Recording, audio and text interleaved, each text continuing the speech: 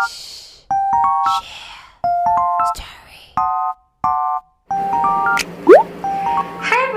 welcome back sa ating YouTube channel. My name is Edizza Joyce, and for today's video, meron akong inihanda sa inyo na another hair tutorial, another way of curling your hair. Itong style na to, nakita ko to sa TikTok. May natututunan din pala talaga tayo sa TikTok no?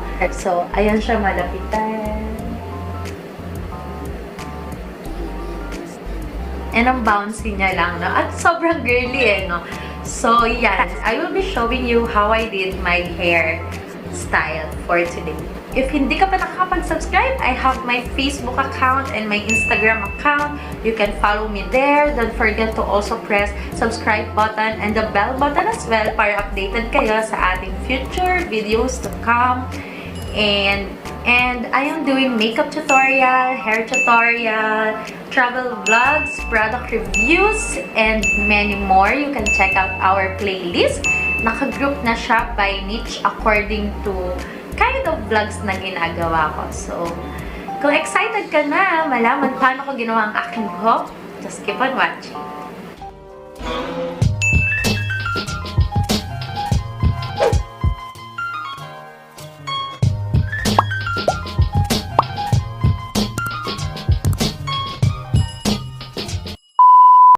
First step is to divide your hair into two parts and secure the other half with your ponytail. Let's curl the first half of our hair and start from the bottom. Secure the rest of the hair using hair clips. Grab a thin layer of your hair, twist it outward, and wrap it out on your hair curler. The twisting technique helps your hair to be intact before it is curled with a heat.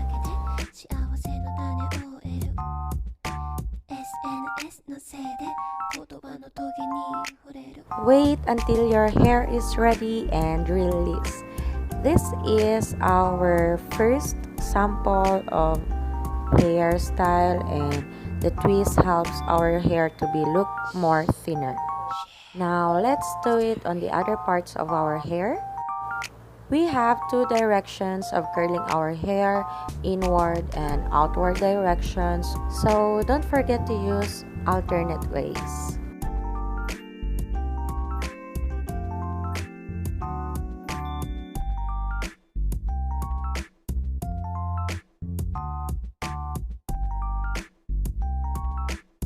Once you're done with each portion of your hair, don't forget to secure it with your spray net. This is to also help maintain the curls of our hair for a much longer time, and we can do it on the other parts of our hair. Second lower part is done, and be careful with your heat curlers. It may hurt or it may burn your skin. I really love how it looks. It's really so bouncy and it's really so beautiful. So after you have done that, leave the front part of your hair and proceed to the next part.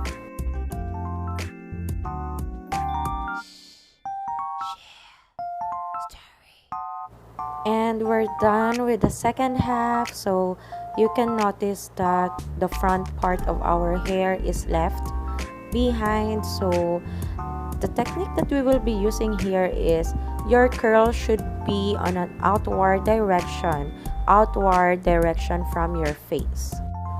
So remember, you don't need to apply the alternate ways of curling your hair. Outward, inward, you just need to follow outward direction away from your face.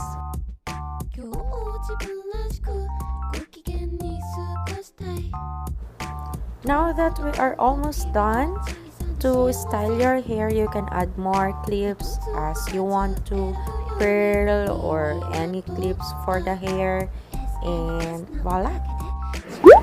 So, ayan. Super love ko yung hairstyle ko ngayon. Ang lakas maka-girl. And first time ko rin mag-try ng small curls. And yung technique niya na tinitwist niya muna yung hair bago pa niya iikot ulit sa curler. Yun yung pinaka nagustuhan ko sa technique na natutunan ko sa kanya. So, ayan. So, if you will be doing this on your home during this quarantine, syempre marami tayong mga oras, please tag me up on your photos or you can comment down below yung mga pictures nyo.